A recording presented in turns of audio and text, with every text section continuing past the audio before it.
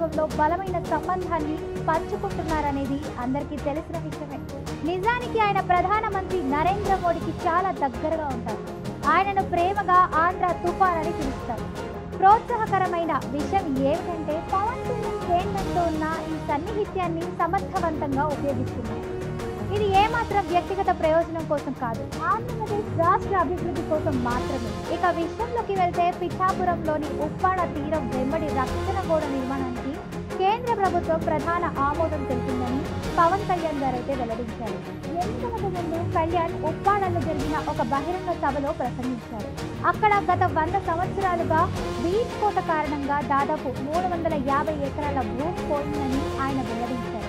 ఉప్పిన సినిమాలో వచ్చిన ఇల్లు కూడా ఈ రోజున కోతకు గురై వెళ్ళిపోయింది. నేను ఒకటే మీకు మాటిస్తున్నా, ఈ తీర ప్రాంతాన్ని కూర్చోబెట్టి సముద్రపు కోతని అరికడతాం.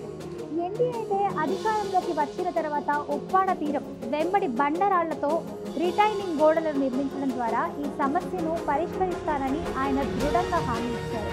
ఇప్పుడు పవన్ కళ్యాణ్ అయితే ఆ మాట నిజం చేస్తూ కేంద్ర ప్రభుత్వాన్ని బోర్డర్ వాల్ నిర్మాణానికి తగిన నిధులు కేటాయించేలా ఒప్పించి ఆ మాటనైతే నిజం చేస్తున్నారు.